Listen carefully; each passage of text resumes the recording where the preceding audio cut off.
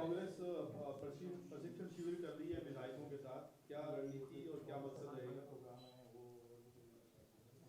6 तारीख और 7 तारीख का कांग्रेस के विधायक और सहयोगी दलों के दल और विधायक इन सब के साथ में 2 दिवसीय आवासीय प्रशिक्षण शिविर मान लीजिए, उसको चिंतन शिविर कह लीजिए, होगा, जिसमें हम लोग 3 साल की सरकार की उपलब्धियां, हमारे जन घोषणा पत्र जो कांग्रेस हाईकमान ने जारी किया था उसकी पालना, राजस्थान के विधानसभा का ये सत्र, बजट सत्र, संगठनात्मक कार्य, उसमें उनकी भागीदारी, 2023 और 2024 के चुनाव और पुनः राजस्थान में सत्ता वापसी और 2024 में केंद्र की सरकार से मोदी को हटाना। इन तमाम मुद्दों के ऊपर हम लोग, हमारे पार्टी के विधायक, पार्टी के सहयोगी दल जो राजस्थान की विधानसभा में हमको समर्थन दे रहे हैं और हमें समर्थन दे रहे वो तमाम विधायक, उन सबको हम इस चिंतन शिविर में शामिल करेंगे। और इस 2 दिवसीय चिंतन शिविर के बाद में हमारा एकमात्र फोकस 2023 में सत्ता में पुनः लौटना, 2024 में केंद्र में मोदी सरकार को हटाना, जनता के बीच में रह करके जनता के जो वादे हमने किए थे उनको पूरा करना। और इस 2 दिवस के बाद में हम लोग चंद ही दिनों में हम लोग जो पीसीसी और एआईसीसी के मेंबर हैं उनके साथ में भी इसी तरीके का एक कार्यशाला, वर्कशॉप या शिविर करेंगे। और उसके बाद में हम सरकार को प्रदेश कांग्रेस कमेटी की तरफ से आने वाले बजट में जो जनता, कांग्रेस के कार्यकर्ता, जो नेता चाहते हैं वो सुझाव हम लोग बजट के लिए देंगे, जिससे जो बजट आने वाला हो बहुत ही बेहतर हो, आम जनता को खुशहाली देने वाला हो, विकास बढ़ाने वाला हो और आशा और अपेक्षाएं जो कार्यकर्ताओं की हैं उसको पूरा करने वाला हो। ऐसा बजट सरकार के द्वारा प्रस्तुत किया जाएगा।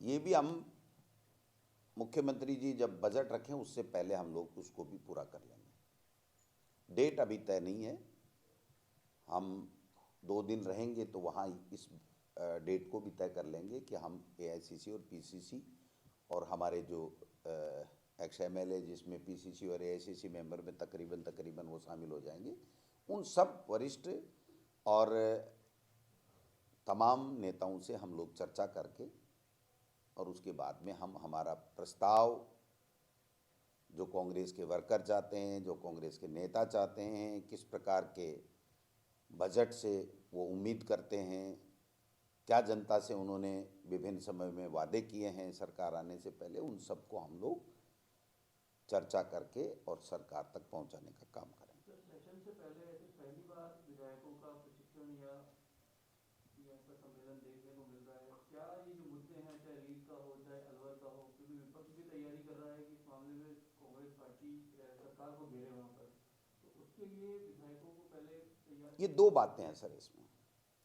संगठन की मजबूती के बगैर सरकार नहीं आती है, तो संगठन की मजबूती के लिए भी हमारा ये एक प्रयास है जिसमें सत्ता में जो विधायक हैं वो संगठन के काम में पूरी तरीके से जुट जाएं और संगठन को सहयोग करें।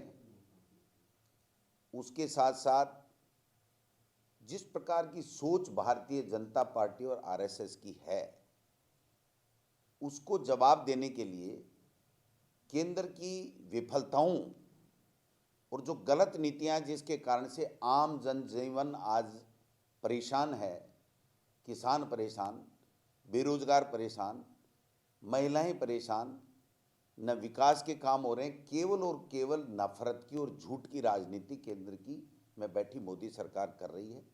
उसका जवाब देने के लिए भी हम लोग केंद्र की गलत नीतियों की भी चर्चा हम लोग करेंगे।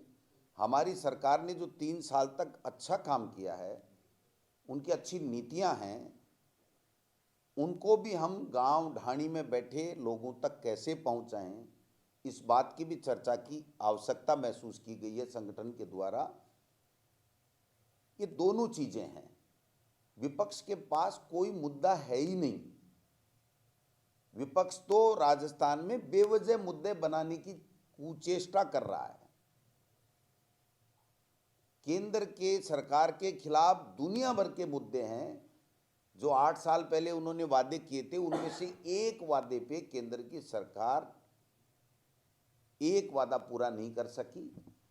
ये मुद्दे आम जनता तक ले जाने की आवश्यकता है, क्योंकि जो हम महसूस कर रहे हैं कि सोशल मीडिया का दुरुपयोग भारतीय जनता पार्टी के लोग कर रहे हैं। जो मीडिया सच दिखाना चाहता है लेकिन चाहते हुए भी नहीं दिखा पा रहा है, तो इसलिए जरूरी हो गया कि हमारा कार्यकर्ता, हमारा कांग्रेस का नेता, तमाम वो लोग पूरे तरीके से तैयार होकर के गांव में, ढाणी में, खेत में, खलिहान में, वार्ड में, शहर में, सब जगह जाए और हमारी सरकार की 3 साल की उपलब्धियों को बताए और केंद्र सरकार की 8 साल की विफलताओं को बताए। सतीश पूनिया ने कहा है, संकल्प किया है कि जब तक मैं रहूंगा नहीं, साफा नहीं पहनूंगा, शाम का भोजन नहीं करूंगा, जब तक सरकार नहीं उखाड़। जो जिस तरीके के लोग 2 दिन से हरकत कर रहे हैं, आरएसएस की विचारधारा के लोग, नाथूराम गोडसे की विचारधारा के लोग, अगर यही फौज सतीश पूनिया जी की है, मुझे नहीं पता, अगर यही फौज है तो शायद उनको आजीवन भूखा भी रहना पड़ सकता है। पर एक गलत परंपरा तो शुरू हुई है जिस तरह की। देखिए, मैं राहुल जी जो बात कहते हैं वो मैं दोहराना चाहता हूँ, कल की घटना और परसों की रात की घटना। ये गांधी की विचारधारा और गोडसे की विचारधारा का अंतर है। हम कह रहे हैं कि उन बच्चों ने गलती कर ली, फिर भी कोई बात नहीं, ये है गांधी की विचारधारा, माफ करने की विचारधारा। और गलती करके झूठ बोलना और ये कहना हाँ ये गलत काम मैंने किया है, मैं इसको सही मानता हूं, ये है गोडसे की विचारधारा। हिंदू और हिंदुत्व में भी यही फर्क है। नफरत फैलाने का काम हिंदुत्ववादी करते हैं। राहुल जी ने कहा था ये हिंदुत्ववादी लोग हैं जो नफरत फैलाने का काम करते हैं, गलत काम करते हैं, असत्य बोलते हैं, गलत काम करके अपना सीना चौड़ा करके कहते हैं हाँ हमने किया है। जैसे कोई आतंकवादी संगठन जिम्मेदारी लेता वैसे जिम्मेदारी ले रहे हैं। और बड़े बड़े बीजेपी का नेता उस बात को कंडेम नहीं कर रहे हैं, तो आप समझ सकते हो। यही तो राहुल जी कह रहे हैं ना, ये हिंदुत्ववादी लोग वो होते हैं जो नफरत फैलाते हैं। नफरत फैलाने, घृणा फैलाने का काम ही तो कर रहे हैं।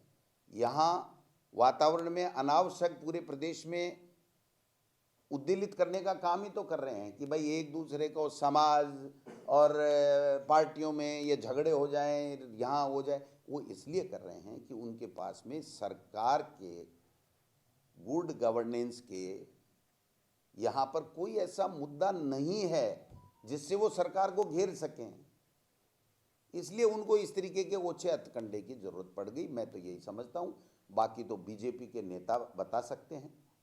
एक नेता का, बीजेपी के नेता का इस घटना की निंदा करने का बयान नहीं आना, ये साबित करता है कि आरएसएस की पाठशाला में, बीजेपी की पाठशाला में नाथूराम गोडसे की विचारधारा को किस प्रकार से पनपाया जाता है। अगर यही इनकी विचारधारा है तो उनको मुबारक हो, मुझे तो कुछ नहीं कहना। मंत्री के खिलाफ हनी ट्रैप जैसा मामला है, उनका कहना है कि किसान नेताओं के खिलाफ साजिशें हो रही हैं। थैंक यू, धन्यवाद, नमस्कार।